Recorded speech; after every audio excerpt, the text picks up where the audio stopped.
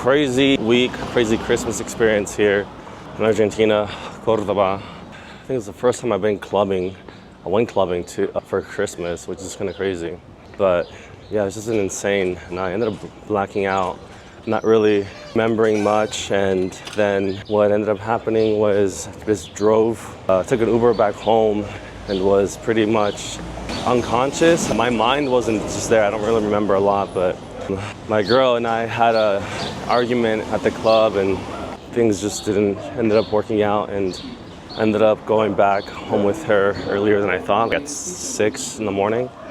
But yeah, there's a lot of things I need to work on myself. It's pretty interesting to see a pattern emerge from me being drunk and going out and lashing out and yelling or having my insecurities talk.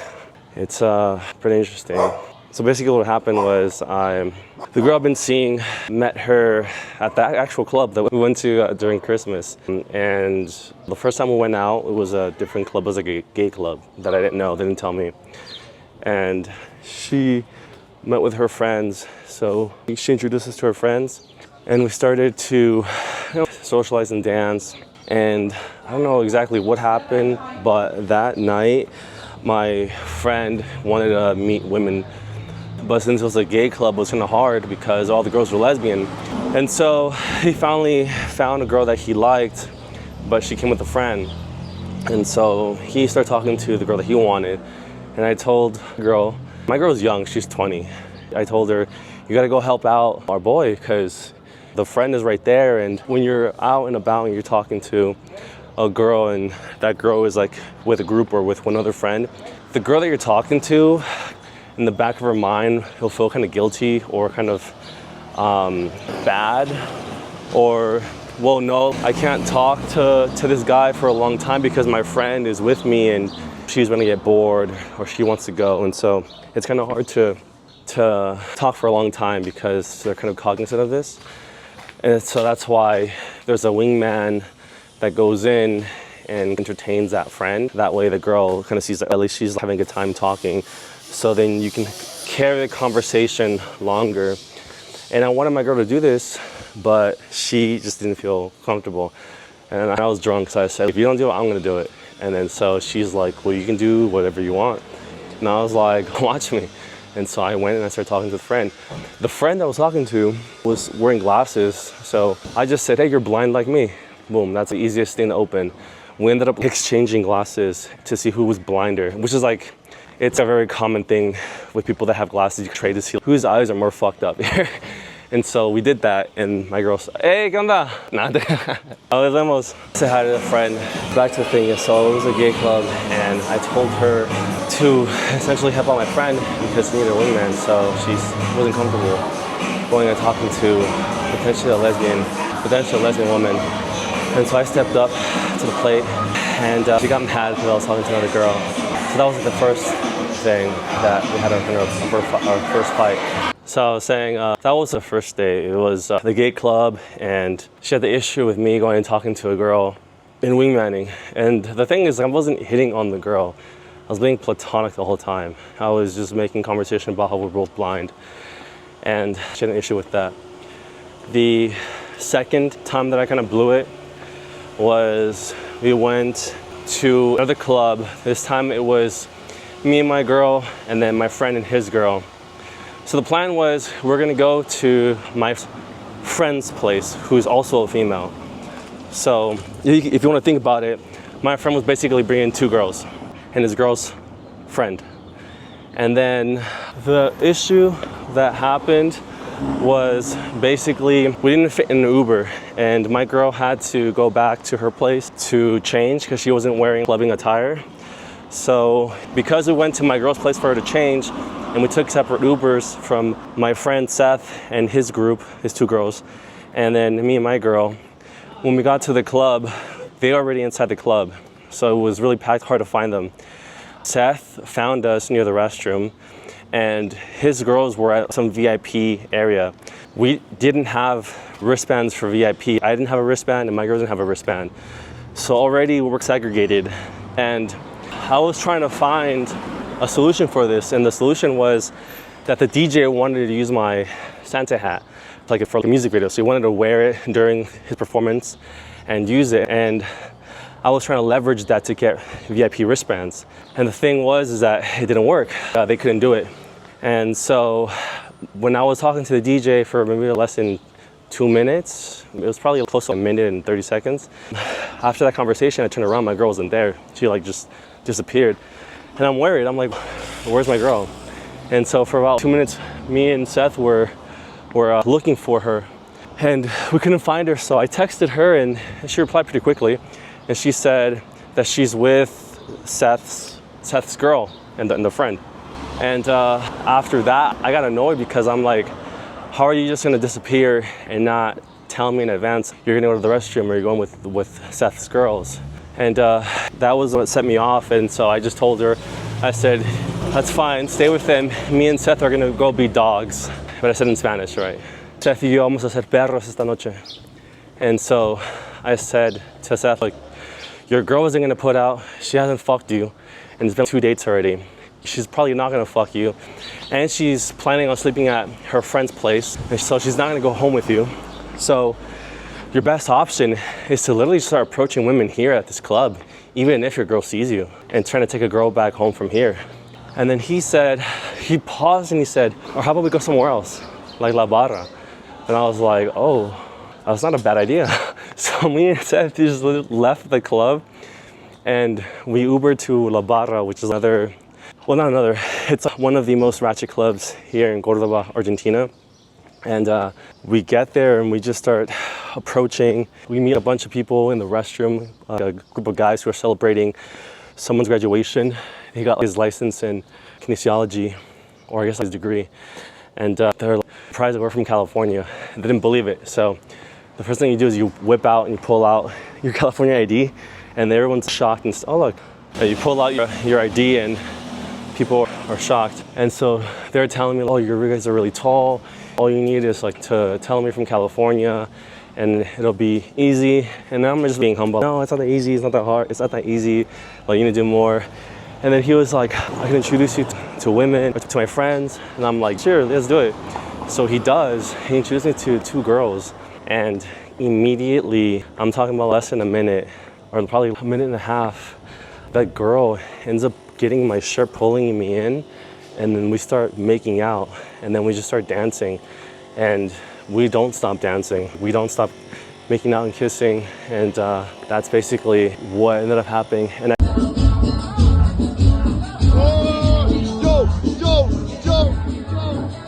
I couldn't pull this girl home. She didn't want to come home.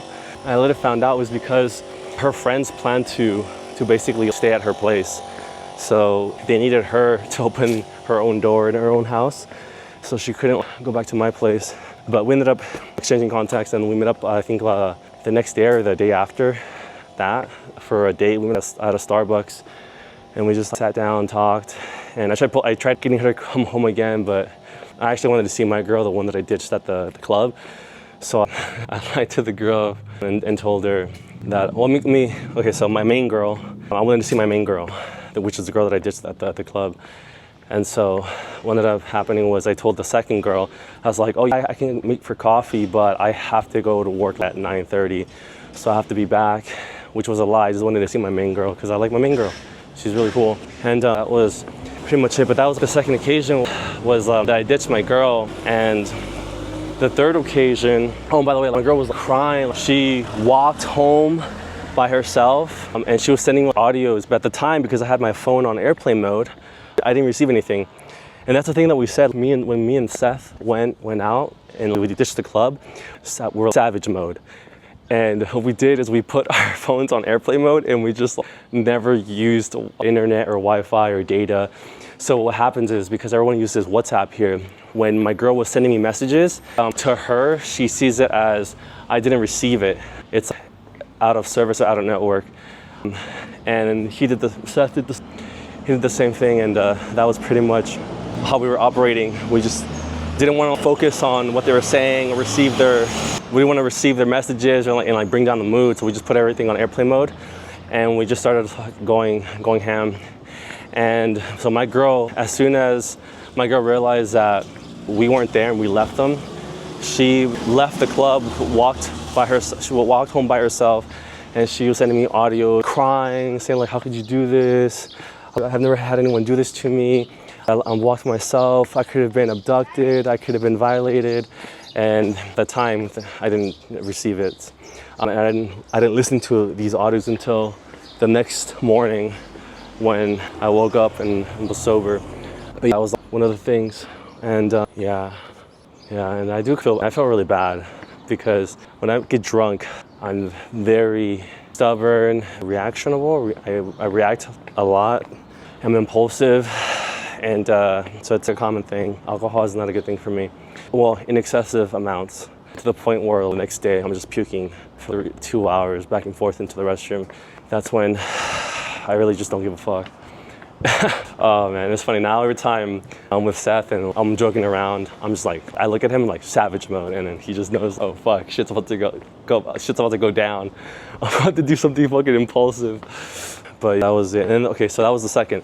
The third was La Barra again. So this was like during Christmas Eve. We went to La Barra because they're having an event, and I had my Santa hat, and I brought my girl this time, and she was like, this is your last chance. Like, you fuck up, I'm gonna go home by myself. I'm gonna Uber by myself.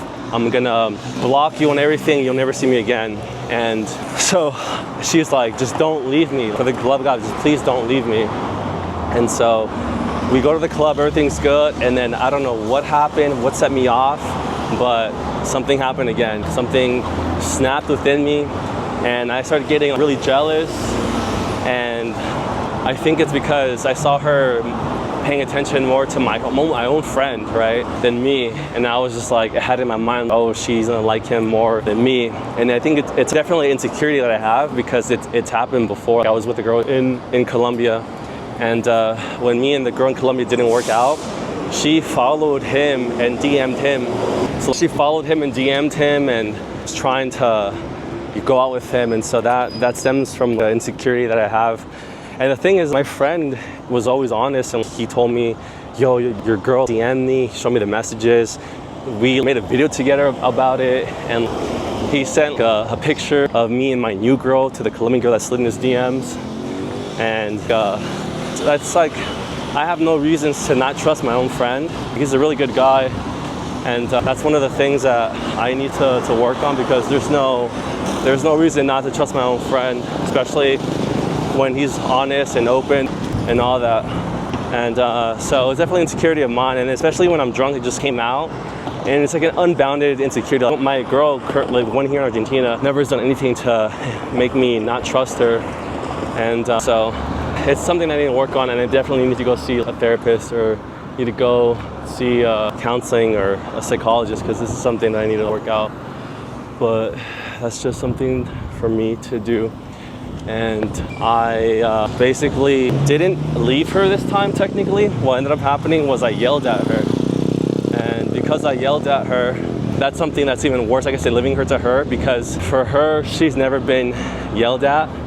Not even her own dad has yelled at her. And so for me to yell at her for something that she didn't even do wrong, it was just in my head. I had this story, this fantasy that, you know, she and my friend were starting to like each other or starting to talk to each other.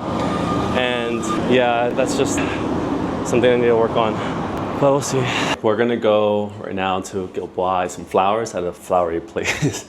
We're gonna go buy flowers at a floreria. I don't know how to say that in English. I forgot how to say things in English. Bro, I've been in Latin America for so long, I'm starting to forget how to say things in English. Flower shop, is that what it's called? I don't know. But I'm gonna get robbed. It's dark, it's 10:30 right now. But we're gonna go because we have some apologizing to do. And every mistake that I made, I'm gonna buy a rose for and be like, remind her like, this is what I did wrong. And this is what I learned. Actually, that won't work, because if I learned from my first mistake, I wouldn't have made my second and third one. But we're gonna hope that she doesn't pick up on that. So let's go. We'll see if I get robbed or not, because it's in the dark and I'm scared.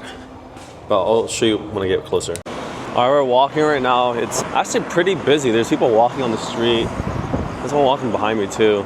It's not as empty as would be like walking in LA. There's more foot traffic. But I just remembered something about a benefit about being here in Argentina is that you blend in. So you could be 6'4", white, and you blend in as an Argentina. What the hell? People don't see you and be like, oh, this guy's a foreigner. If you walk around Mexico or Colombia, if you're 6'4", tall, fair skin, and you wear certain clothes, people can tell this guy's a foreigner. But if you are in Argentina, you can have blonde hair, blue eyes, tall, 6'4". You can be from Switzerland and people will still think you're Argentinian because there's a lot of European descent here, and a lot of people can have really blonde hair and blue eyes, and they're Argentinian. It's common, it's normal, so people don't think twice about it. Sí, puedes escribir, lo siento, me perdonas. Bueno, yo le escribo, ¿qué le escribís vos? Mejor yo lo escribo, sí. Okay. Sí, sí. So we got the flowers, hopefully we get forgiven, everything's okay. These came out to be about $15 for 3. And we wrote a note that every single rose is an error that's asking to be forgiven. And so that, I think, that's actually kind of like, I wrote it like on the spot, and I was like, damn, the rapping is paying off. The fucking poems are paying off, dude. It's so hilarious.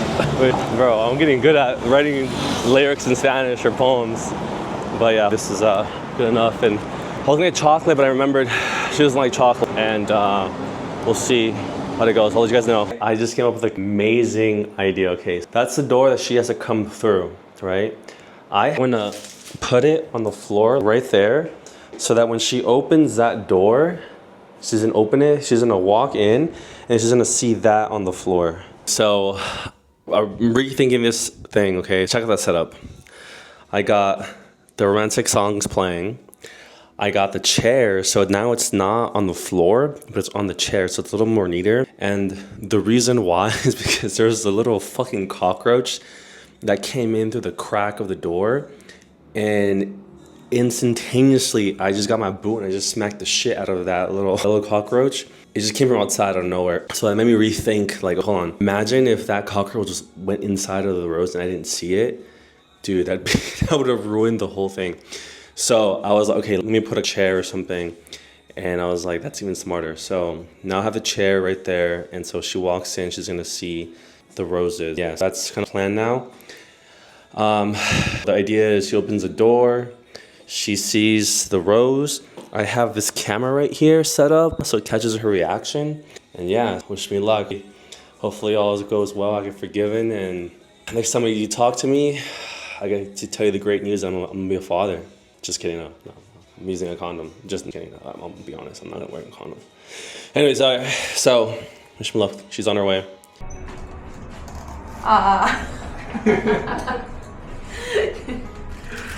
Cada vez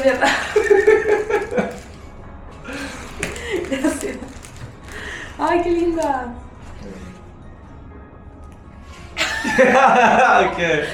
Qué cursi y todo.